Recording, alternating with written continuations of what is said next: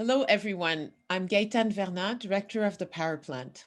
I would like to thank you for joining us tonight for a very special In Conversation program sponsored by Chubb Insurance.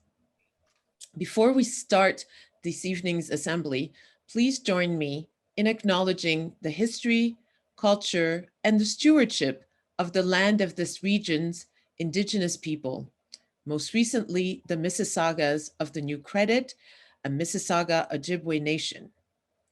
We seek to live in respect, peace, and right relations with them as we live and work upon their traditional territory. Tonight, we're so very thrilled to have you join us to present a thought-provoking conversation between Fall 2020 exhibiting artist Manuel Mathieu, renowned collector and friend of the power plant, Alan Schwartz, and Montreal-based gallerist Hugues Charbonneau. At the power plant, we believe wholeheartedly in the power of discourse and discussion to affect change. Tonight's conversation is a reflection of that mission. Each of these forward-thinking leaders in the Canadian art scene will come together to discuss what diversity actually means in today's contemporary art ecosystem. This is a unique opportunity to address the multifaceted relationships and responsibilities that collectors, gallerists, and artists have to one another and their practice. I invite you to place any questions you have into the Q&A box, and the panelists will answer as many as possible throughout the conversation. Thank you all for taking time to be with us. Be assured that we miss our entire community very much. We look forward to welcoming you in the near future at the power plant. And I really want to extend heartfelt thanks to our friends at Chubb Insurance for their ongoing support, especially in this time. Thank you to our panelists for sharing their voices, their time with us. Thank you for joining us this evening. And I also want to thank Kate Taylor for once again being a strong supporter of the power plant and offering and bringing her voice in moderating this panel. I hope that you will continue to engage with the power plant's many virtual offerings. So now I'm happy to pass the torch to the moderator of this evening's discussion, a dear friend of the power plant and art critic for the Globe and Mail, Kate Taylor. Thank you and good evening. Thank you, Gaëtane. Great to be here, wherever here is. So welcome everybody to what we hope is going to be an interesting, provocative conversation between three leading figures on the Canadian art scene.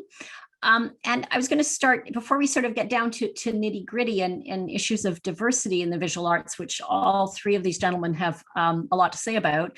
I just wanted sort of to start more generally because we're living through this very odd period that has kind of caused us all, I think, to examine our routines and our habits. And our cultural practices. And of course, there are a lot of things we're desperately missing. And that's made me anyway feel that it's a good time for kind of foundational questions. Why do these things matter to us?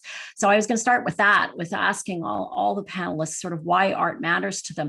And Manuel, I thought I'd start with you because in some ways as an artist, you're the one who has the most direct connection. This is your living and your daily bread. So Manuel, why visual art? Whether you're looking at it or making it, why is it important to you? Well, thank you for asking. It's a very fundamental question. Thank you, Gaëtane, for this beautiful introduction. Well, art is my life. I don't know how any other way I can put it. Something that I that I do to understand myself, to understand the world around me, and to a certain extent change the world. You know, this is, I understand that I'm doing what I'm doing in a way, in a sense of legacy and connecting that legacy with everything that's been done in the past and that I'm sharing with my people also. So, I don't know, art for me is the way I know to exist. Making art is the only way so far. I've been doing it for 15 years. It's the longest thing I've ever done so far in my life, so. That's a lovely answer, but it also sounds like quite a burden on your shoulders that what you're doing is going to change the world. I mean, hopefully, Yeah. I dream of a better world of, a better sense of equality, a better preservation of our humanity, for the present and for the future, because I think, art is also one of the most powerful tools to connect us to each other and to understand each other, take the time to listen to each other. So if I can do that, or if I can contribute to that bigger conversation, for me, that's good enough. Great. Maybe now I'll turn to you and ask you as a gallerist, as an art dealer, is it as idealistic as that, or you have to actually sell the art in question? So, oh, you're still on mute, you. Thank you. Actually, I feel I don't really sell art, but I share art, and then people buy art. But I think in my life, I could say I had two lives until the age of 18, pretty much. And then I entered into the art program, and then there was my second life, and it was a very different life. For me, everything took shape. Suddenly I wanted to read. Suddenly I wanted to travel. Suddenly I had things to say. I was motivated to work on weekends on my homeworks. Things really took shape. And those of you who are parents probably will understand what I'm saying. But I once heard a psychologist talk about the experience of being a parent, and basically, people have this kind of level of happiness in life. And when you're a parent, suddenly, your child tells you they love you, and suddenly you're that high. But then your child goes in the hospital and you go dive, and you've never been that sad in your life. And then it goes like that. And the average is exactly the same thing. But you live like this, and you live more fully, and you know what it is to be alive. And for me, the arts is exactly that. When I entered in the arts, my life became that. I became very passionate about things. Instead of just reading philosophy to read philosophy, I was reading philosophy, but thinking about artwork. So everything suddenly had a purpose. And also what I discovered is that it's the way I wanted to live my friendships. That's how I met the people that I consider to be very interesting. People that were open-minded, and we had a purpose for that friendship. We would get together, go see exhibition. So instead of just talking, again, loosely about ideas, like we're reacting to something, and we had projects, and we could make those projects happen. It was within our reach, and it made us go further in our friendship. And I would say at this point in my life that most of the artists I work with, I consider my friends, and also I love the curators I work with, and collectors we call each other on the weekend and talk about, movies we've seen, documentaries, books we're reading. So it goes beyond that, and it's really fulfilling. So for me, that's what art is. That's also a fabulous answer, and I can really relate to that, because I often feel that I don't I sort of sometimes don't realize how invigorated I feel by not just visual art, but also theater and performance, but I don't know how invigorated I am until it's not there. And then when I go back into it, last summer when we were able to go back into museums and galleries, the sense of just sort of life, of that it gave this richer texture to life that had been missing. So Alan, maybe now I'll turn to you and ask you, you're the guy who puts your money where your mouth is, kind of. You're like, you're collecting, and that's a real commitment to it. So what does it mean for you? So I think it's a little different, obviously, than for an artist and for a gallerist. And I've been doing it for so long that who knows exactly, I can make up stories why I began it. But whenever I hear collectors speak, the first thing they talk about is passion. So I never understand what that means, because passion can be anything. Is it passion for the investment they've just made? Is it passion for the money they think they're going to make out of the work they're going to buy? It's difficult for me to see that word as being meaningful for a collector. So I think about it in the following way. I love art, and it's an integral part of my life, and people who know me know that, and I've been collecting it for many, many years. So why do I collect it? I collect it because a lot of the work I own, there's a message in the work. There's some sort of message in the work. There's a story in my collection. There always has been, whatever the collection is. And there's a story in many of the collections that I see. I'm interested in beauty, not beauty in the classic sense, but in beauty, which I find in different ways, in different kinds of work. And I think all of that adds up to kind of an emotional attachment to the journey that you're taking. And all of that means it inspires me. I feel inspired by what I do. I feel inspired by the art that surrounds me. And in a way, going back to a point that was just made, there's a bond created with others who do what I do and who share the same inspiration that I do, and they may collect very differently. That's magical. And so we have friends around the world who share this kind of belief in the inspiration that art collecting can provide in your life. So, Alan, I also wanted to ask you, because of course we've now just gone through this period where we were cut off from it. And did that make a difference to you? Or do you, I've seen pictures of your fabulous condo with the collection on the walls. And I did think, looking at it, well, Alan in effect lives in a gallery, so maybe it didn't matter to him that he was in lockdown. But what was the effect of that? No, it matters a lot. Yeah, it does matter a lot. In a way, I've had the same experience as you've had, Kate, when I was able for a moment to see something with my eyes, not through some virtual machine. It made a tremendous difference. I miss it. I don't think you can see art the same way when you look at it virtually.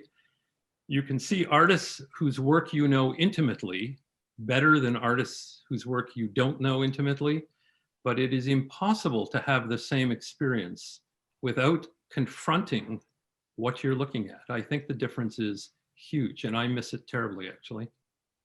I had an interesting conversation this summer with Stephen Bulger, who has a photography gallery. And I said something sort of unthinkingly about how, well, maybe photography you could view digitally. I guess I just written about Contact, the photography festival. And I was thinking, well, photography you can kind of view digitally. And he said to me, oh, no, it's different, because when you view something on a screen, it's backlit. He said a photograph designed to hang on a wall is front lit, the light's coming at it, as opposed to from behind. He said it's a different experience. And I thought it was it was kind of obvious, but also very thoughtful. And it hadn't really occurred to me. And it did make me realize that even digitally based media may be different seen physically than seen virtually. And that's kind of what we'd be missing. Yeah, there's no question that's true. I mean, it's for people who look at art a lot, looking of itself is an art. So the artist knows that, the gallerist knows that. How you see it by seeing it, and seeing it artificially is never the same. Can't be. So maybe I can turn to you now and ask you a little bit how it's impacted you. I mean, it must have been very difficult trying to operate a business really with these constraints on it. Well, at first there was a lot of anxiety, and I don't have rich parents. But actually the opposite happened. It was an amazing year for us and for our artists. But I think at first it was tragic, because think of just Manuel. He had this show planned at the Museum of Fine Arts last year, and now the show is up and we were able to do it. But for a few weeks, like, what was happening with that, And he had a show in Stuttgart coming, he had a show in Beijing. And I was thinking of Maria Hopfield, who had worked so hard on this project that was unveiled at the National Gallery, but now it was shutting down. And was the acquisition process being slowed down? Was it going to be canceled? So basically the first weeks, it was just like bloodbath. It was just horrible. Yeah, a bloodbath, yeah. But then something special happened, and basically, naively, and I guess it's my nature, I just called people to see how they were doing. And I realized that a lot of people needed the art, and my artists needed that conversation too. So I realized I could be useful in all this. And so I started being very present for people, calling people, spending time on the phone, sending long personal emails, listening to people, reading what they would send, and just focusing primarily on the human factor. And magical things happen, where some curators would confide that suddenly their show's canceled, and the next day another curator told me the show that was supposed to leave the country could not leave anymore. So I would put them in touch, and the show would go from one museum to the next, etc., etc. Same thing with artists is that suddenly I had more time. So we would talk more about the artworks, and maybe instead of just reading a diagonal what they send me about the work, I would really read it. We would do Zoom studio visits instead of real studio visits, but they would be longer and would go in depth. And also the curators would do that. So we could organize a meeting where some of the curators in Ontario would be for 3 or 4 hours with Manuel, visiting his show at the museum through a camera. And Manuel would anyway, so there were all kinds of different ways of working at that. And what has changed and shifted, I think that also made a difference, and maybe that's why my gallery did well this year, is that suddenly curators, and I'm talking about museum curators and also corporate curators, had more time to research. And also they were, so basically if instead of walking through a gallery, seeing an artwork, saying this is interesting, would like to put on hold, etc., the dialogue would resemble more like this. I really like this artist, it's interesting, can you send me material? And then you send material, and then there's a conference with the artist, they talk about it, they go in depth, and then based on that conversation, they realize what's of interest for them. And then we identify some artworks, and then they read about the artworks and all that. So we would have way more time to talk about things, and we could still ship artworks to the museum, we could make things happen, but we see the quality of the dialogue, I think, was really interesting this year. So basically with that giant worldwide domino effect of things shifting and all that, and those dialogues happening, there were ways where I felt I could be very useful for my artists this year. And so I'm close to a burnout because I've never worked that hard in my life, but every day was meaningful. And we just had to work harder, and we would try 3 things, 2 would fail, 1 would go through, and then we'd just like keep working like that. It was just crazy, but it was, but I feel I know more my artists now than I did a year ago. And I know more the curators I work with now than I did a year ago. And did that, were people buying more art? I had heard that the art market is actually doing really well because people had more, they're not spending money on travel and they have more time. So that we reached in the last 6 months our objectives of the next 5 years, very much. Mm-hmm. But beyond the funds, I think it's also, I think the quality of what has happened that has been quite incredible, where some projects need time, a complex installation with performance subsection to it and a video incorporated in that. Like you cannot just throw that at someone during an art fair on an iPhone, but mm-hmm. In context, you can share the videos of the performances, you can do this, you can do that, send mock-ups, and there were ways of working that I think I would thought it would have favored more pop or like a simple artwork, but as a matter of fact, it really worked in the favor of extremely complex art practice. And think of some art practice, we'll get to that subject, but deals with identity, histories, and complex context, and suddenly there was room for that type of dialogue. Mm-hmm. I have a question here, actually, which I think I'll launch towards you, because I think you're probably one of the 3 panelists probably most positioned to answer it, which was someone was asking, what is the role of corporations and emerging collectors in creating to the cultural economy? Well, that seems to me there are 2 questions there, because corporations and emerging collectors are 2 rather different categories, but I mean, that's a big one. But the corporation, most of the curators that work for corporation have a similar training than the curator that would be in a museum. So they're very well educated. They travel the world. They sometimes have a bit more budget actually to go to the art fairs and all that. They know what's happening. And I would say when I started in the field 25 years ago, and more 15 years ago when I started being reactive in the market, at the time they had a lot of constraints. So for example, you would never bring up an artwork with religious content or even feminist artworks that we wanted to put forward. If it was too dealing with the female body, and obviously, like there were so many factors. And it was kind of sad because they had more budget than many museums. So they would collect things that hopefully one day would enter museum collections, or they would participate at loaning artworks to the museum, but they couldn't open the criterias Mhm. necessarily pick the best artworks of the artist. And that has changed, really. Oh, that's interesting. Yeah, Yeah. they've become less conservative. And yeah, and I think also corporate. No, don't think of corporations as necessarily always conservative. Their staff come from all over the place. I was just thinking. I redid partly the collection of Microsoft in Canada 2 years ago, and we realized that every single staff member was an immigrant, and they were specialists of language and entropy. And so we built a collection around the idea of language Oh. and being an immigrant, and what did Mhm. that and difference. And so that's an exciting corporate collection. Yeah. Indeed. And it took artwork that I would have problems selling to private collectors. I think we'll leave the emerging collectors for a minute, because that's something I think we'll come to a bit later. I wanted to turn back to Manuel. Manuel, I just wanted to ask you whether you've been able to work during all this. I know that shows have been just thrown into chaos, but actually painting, were you able to?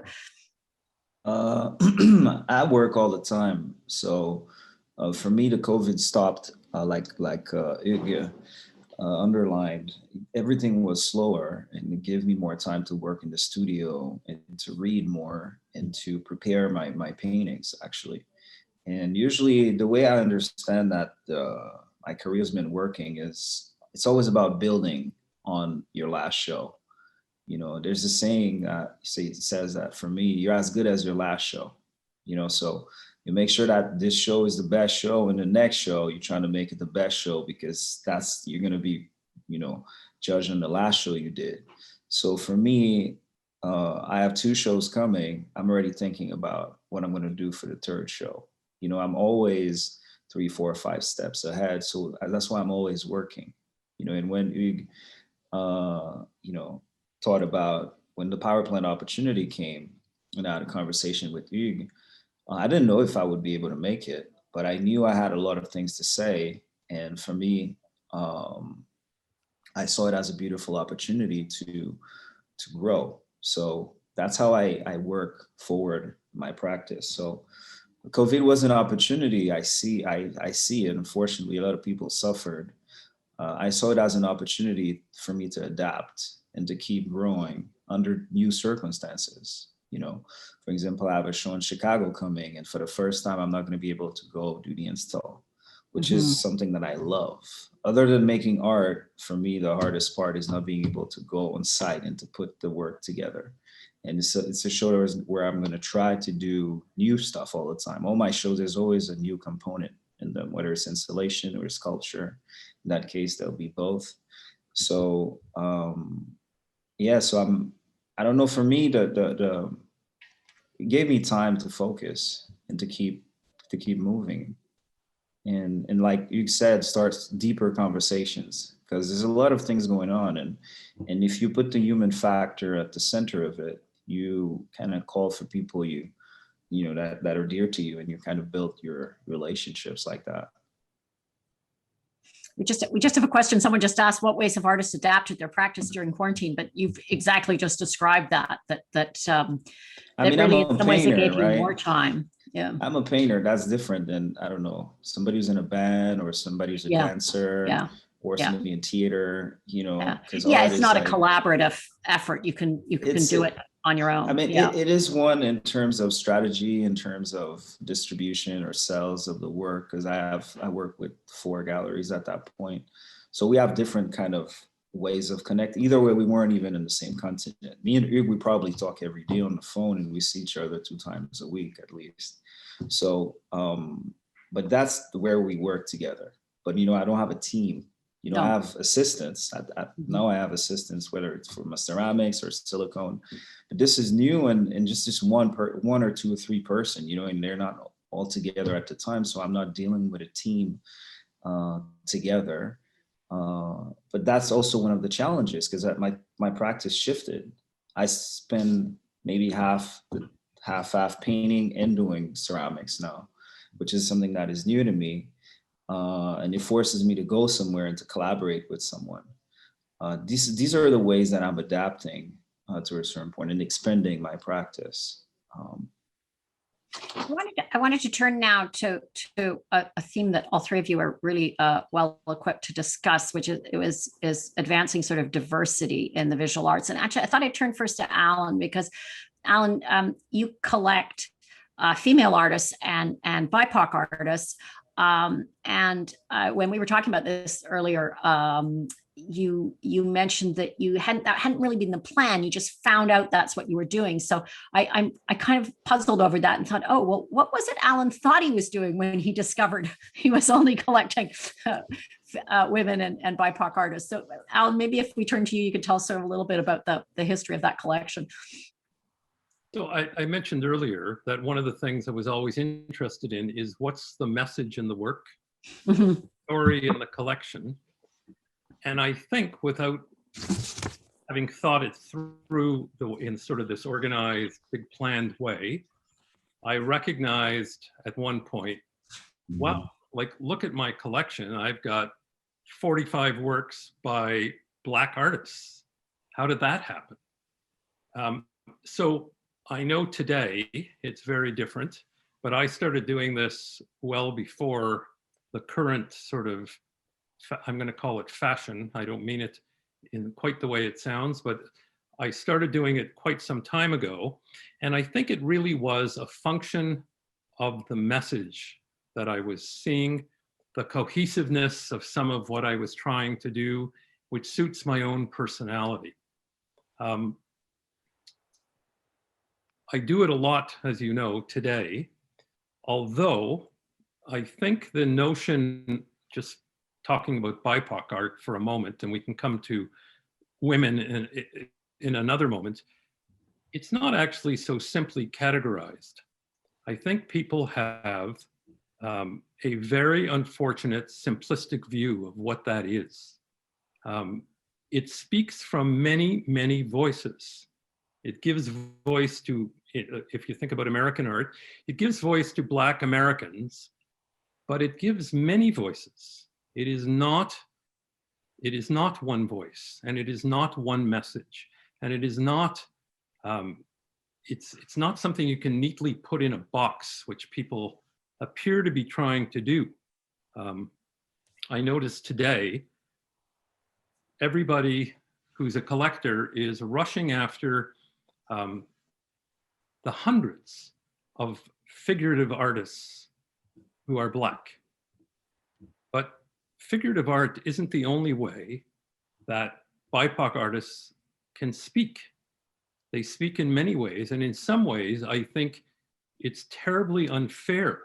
It sort of puts them in another box. You've taken them out of one box and you put them in another box. And you'll have to stop me because I'll go on for a while. But I have something to say about that. Okay.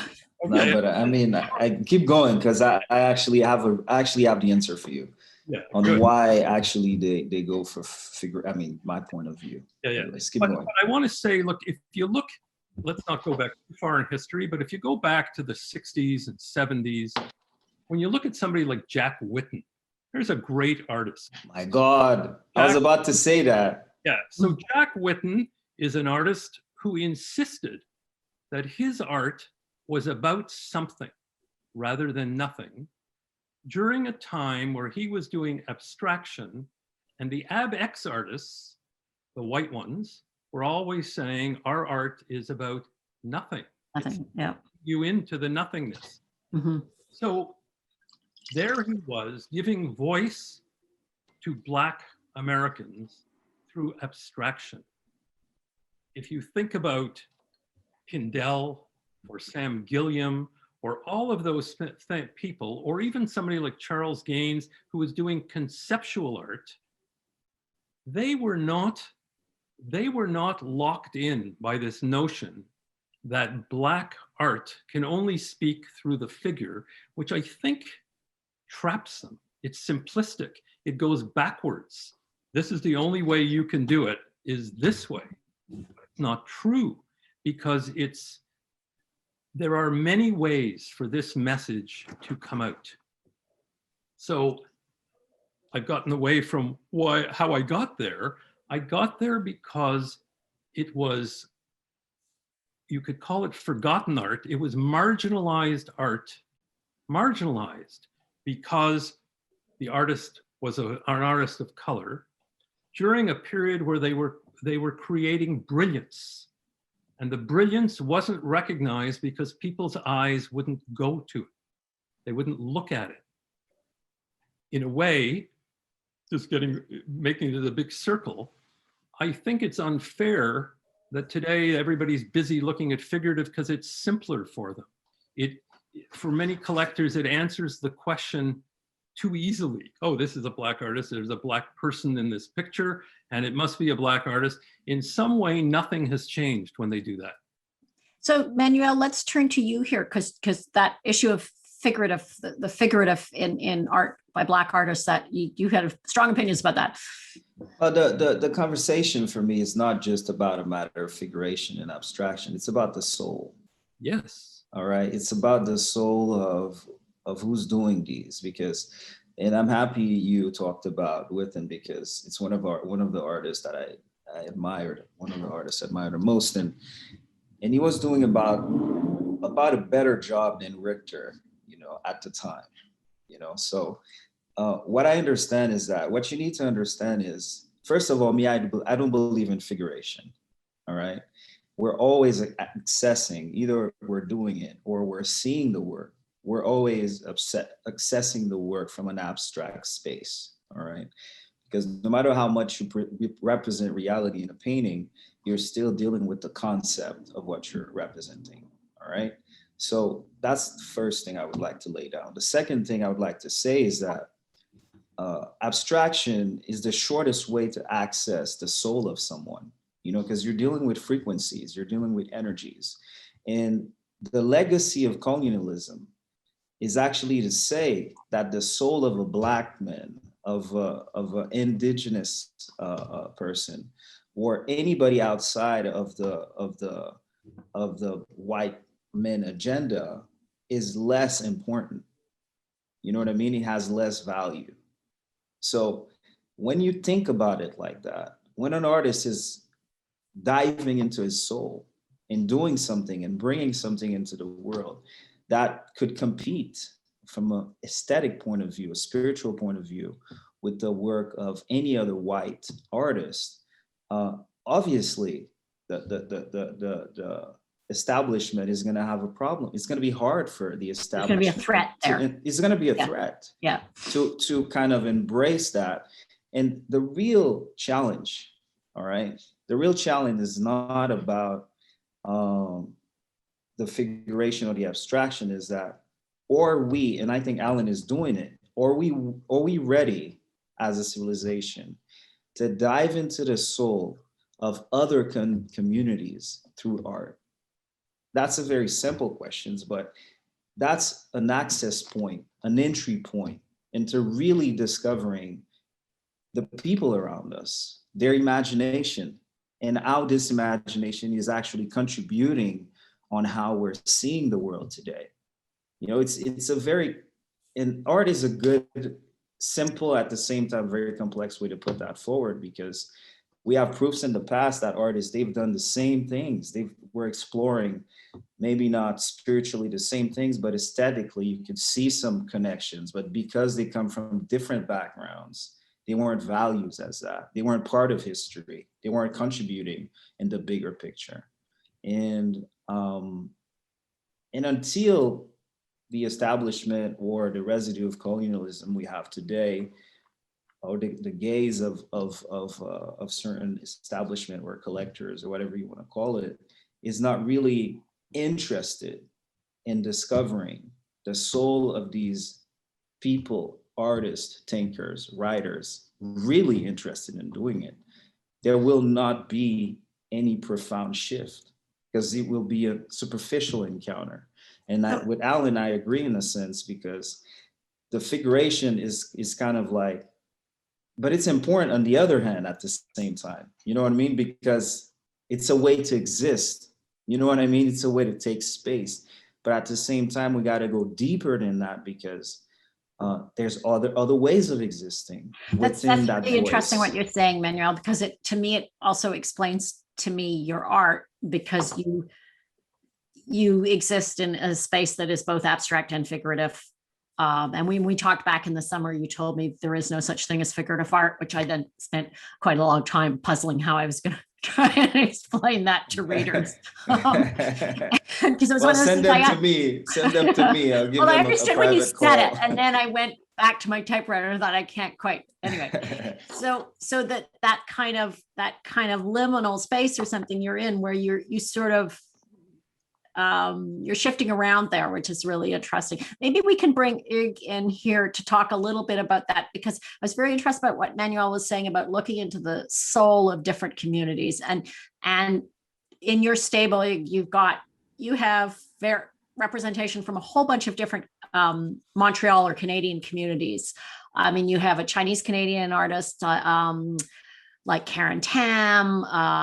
You have Ranjini Perera, who's a Toronto artist who was born in Sri Lanka. You have a real variety. You have lots of Quebecers. So real variety there. So is that for you about community, about the different communities in Montreal? You're also still on mute. You're on mute, my friend. There were cars driving by on St. Catherine Street. Oh. What time of night? We'd love to hear St. Catherine Street. Right?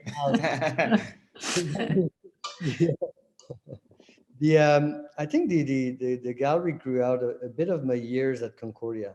You know, I remember having to pick my university, and I had a good teacher, and she said, "Go to Concordia. You'll discover the world a bit more. Like, don't go where you already know everybody and you will agree with everybody on everything. Go to Concordia, and if anything, you'll pick up English. No." But the idea was that at Concordia, the students were coming from different backgrounds and from different places in the world, obviously. But also there was Concordia in the 90s was one of the first universities in Canada to really get into the cultural studies programs.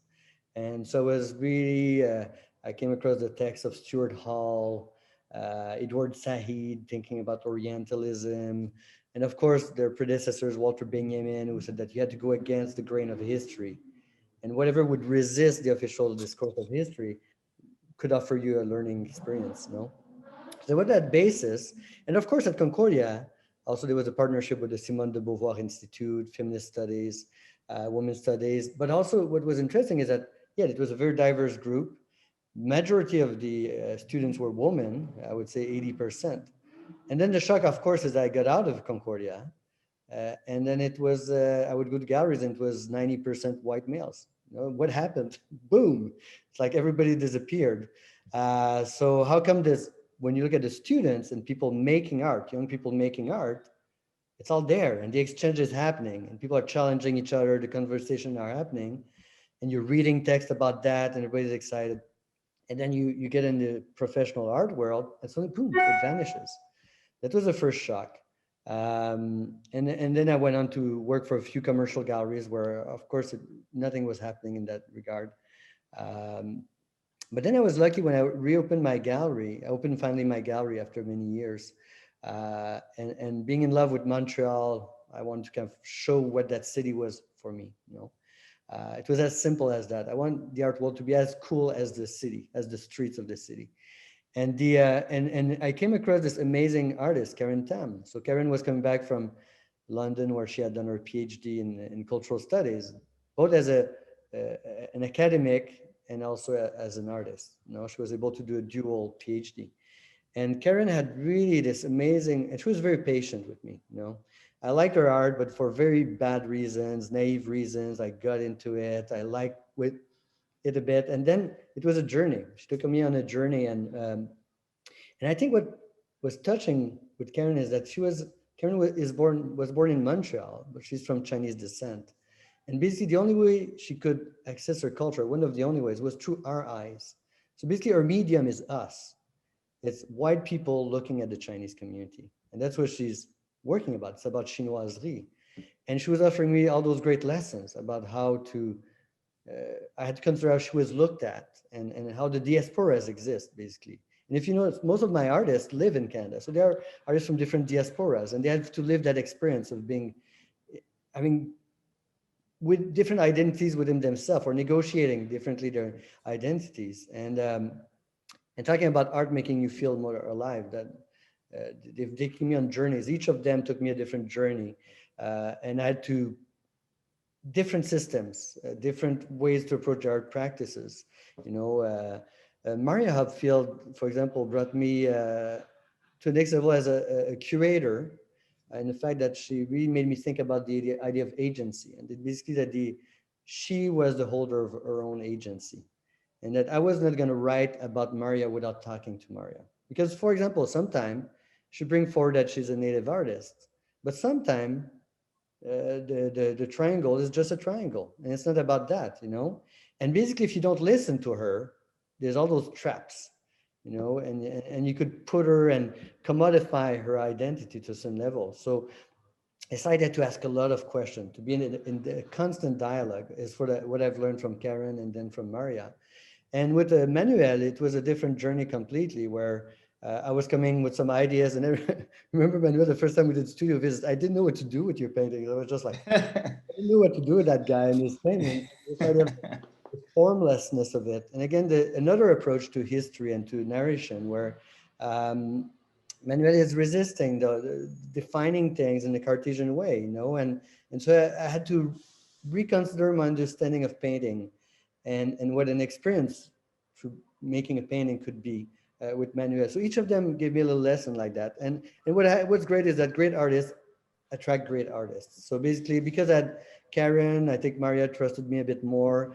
And Maria, of course, is such an amazing artist, and so many artists admire her in Canada. So then someone like Rajni felt comfortable, and Morija was a friend of Karen, and etc. So the gallery built like that, this network of friendship, and people respected each other's work. And that's how I ended up with the gallery I have today.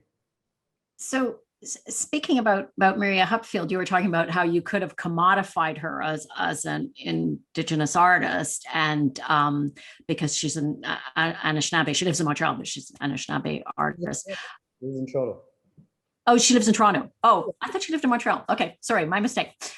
Anyway, she is Indigenous, and you could have sort of packaged her like that, if you will. And I think that brings me to something I'm sort of hearing from all three of you that I think maybe Alan should pick up on, because I know he's quite concerned about it, is the danger, of course, that this is flavor of the month. And we had a question here from someone saying, how has the interest in Black, Indigenous, Asian, and racialized communities shifted during the pandemic?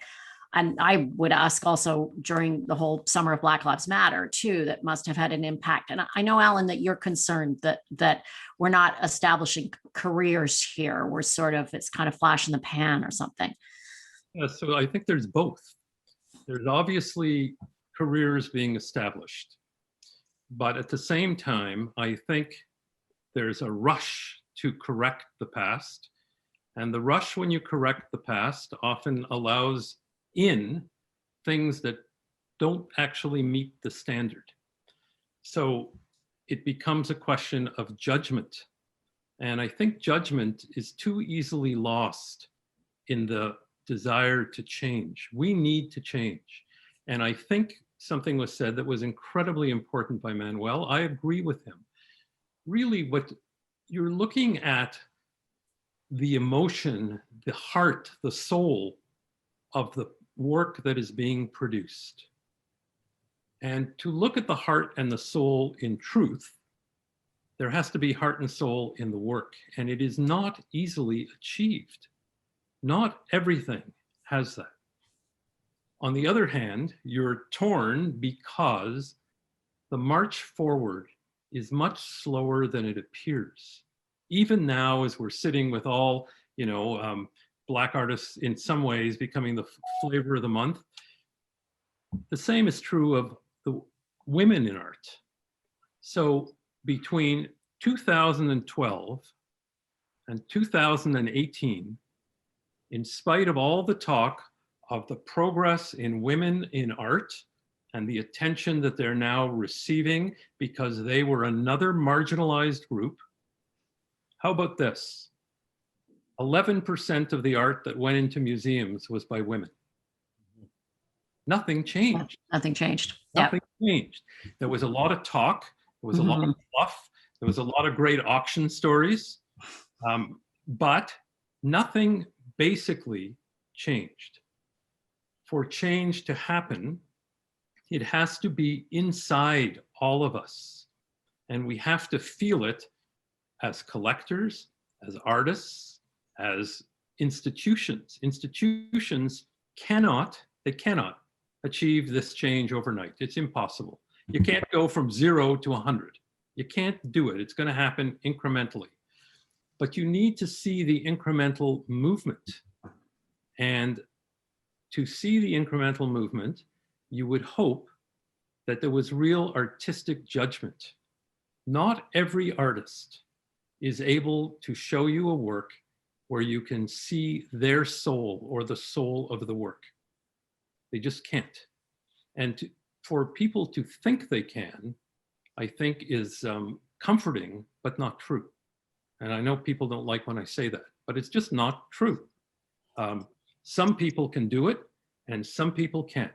Some guy can throw a football 100 yards and nobody can throw it 100 yards, 75 yards, and another guy can't. There are some people that are just blessed, and we need to have our eyes open to all of that and focus on that. You know, there's a great show at the new museum now in New York called Grief and Grievance. Grief and Grievance addresses in many brilliant ways the issue of mourning and loss, and considers the engagement of all these artists with social movements such as the Black Lives Matter movement and things like that. Almost every work in that show touches your heart if you allow it. It has the kind of soul that Manuel was talking about. But not every work that's produced has that. And it does worry me, because if you get overwhelmed by just the notion of I'm buying women or I'm buying BIPOC artists or any other marginalized group, you have to, if you're somebody like me, think about the quality of the art being produced. Not everybody is a great artist. Sorry, but it's just a fact. I see Manuel squirming in his chair there, waving his arms at me. Well, So, yes. I mean, I just love this guy, man. He's just putting games on us like easy. Alan is just killing it. I love it. I want to build on what he's saying actually about the show. I mean, this show for me is it's another way to humanize our experiences. Yes. You know what I mean? And that's very, very important, because in the process of doing that, you complexifies our existence. And until you can see us in our entirety, you cannot fully understand us and fully love us. You understand what I'm saying? So shows like that, they have, for me, the purpose of humanizing our experiences in all its complexity, So I'm happy you pointed out, because it's something that is very important. To get back to what you were saying about women, I think the popcorn, the fugazi, if I can call it like that, the barometer for that idea of progress, it's money. It's got, because things are selling at a certain price, this becomes the kind of like the sign of it's good or it has value. Because we have to understand that in that context of interest in fashion, Black people are creating value. Me, I believe I create a certain spiritual value. But in another context, if certain artists can create a monetary value, then you kind of playing in a realm of that barometer where that is money. You know what I mean? If you sell more, your prices go up. Then for somebody who doesn't know art and who's speaking the language of money, for him, it's kind of like, this is good. How can a painting selling for 100 grand doesn't have anything valuable? You know what I mean? For me, it drifts from the spiritual side of it, which is what I'm feeding on. Do you understand what I'm saying? Me personally. But from the bigger picture, I think that's one of the reasons why we think things are changing. There's a few Black artists who are making money, and they are put forward, mm-hmm. and their success come with a golden muzzle. Yeah. Yeah. I mean, I'm just saying it as it is. Yeah. You know, it comes with a golden muzzle just to tell you, Yeah. we're going to take you to the top of the pyramid, you know, but don't complain too much about what's going on. You know what I'm saying? So that's a profound problem.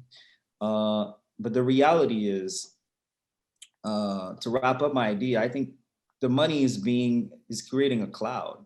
You know what I mean? It's clouding our judgment for those who are sensitive to that language, because it's not the only language that touches people, because it's about sensibility, bottom line.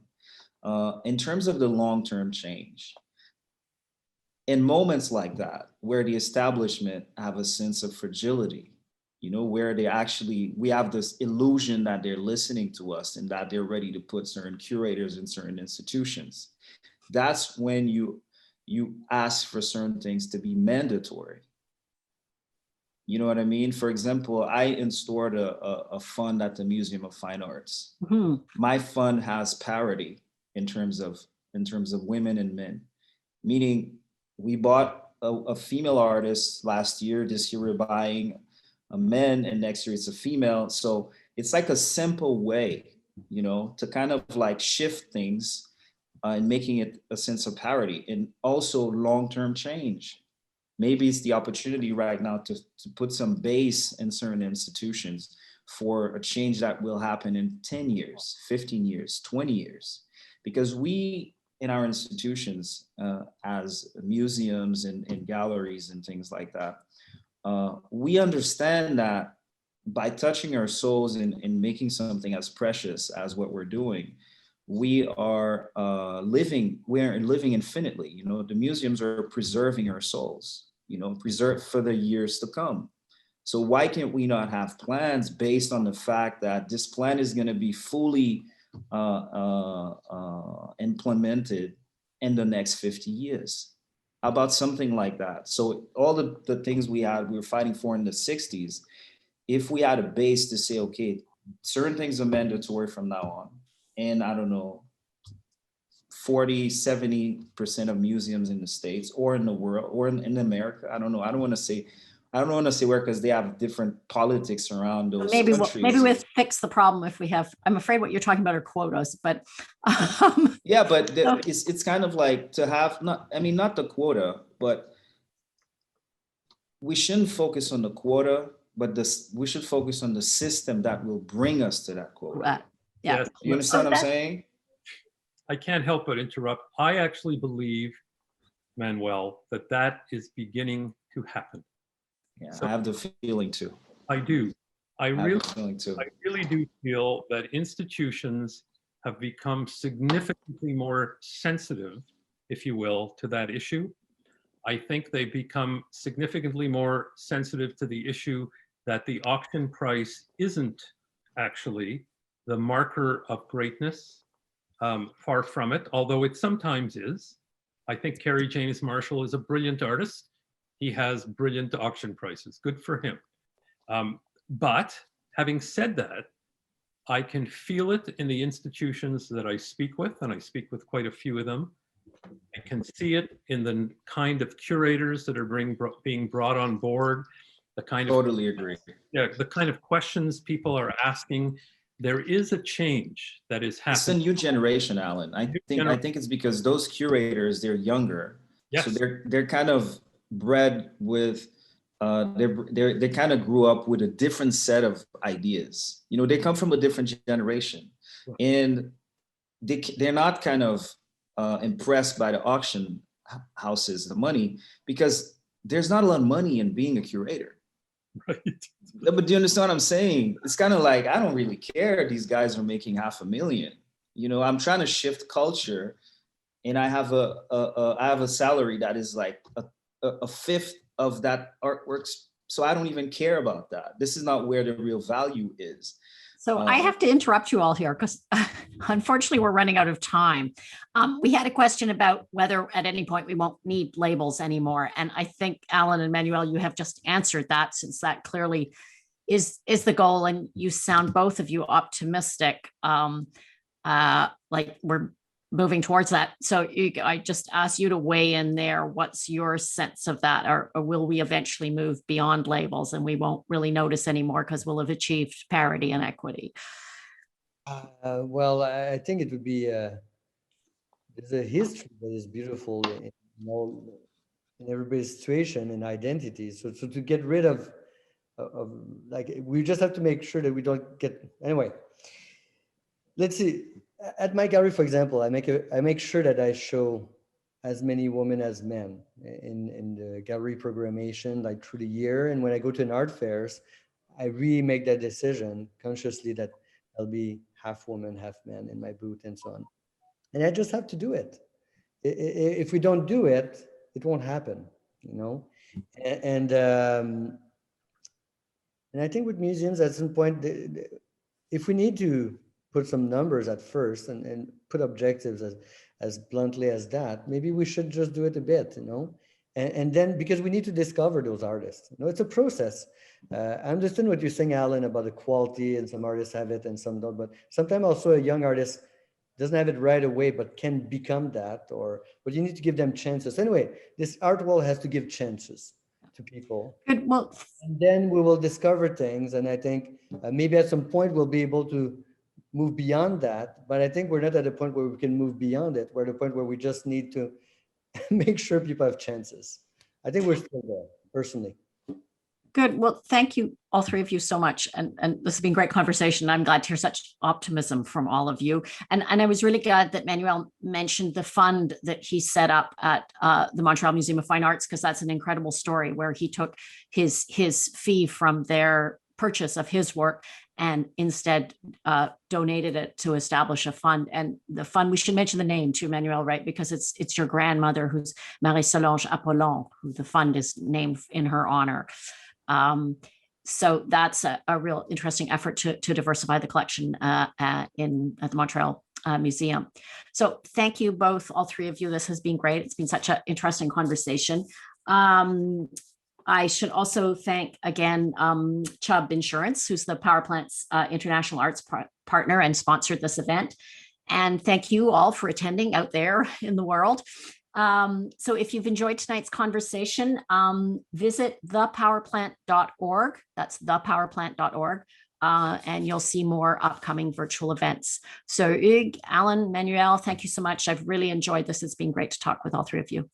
And good evening. Thank you for having us. Thank you very much.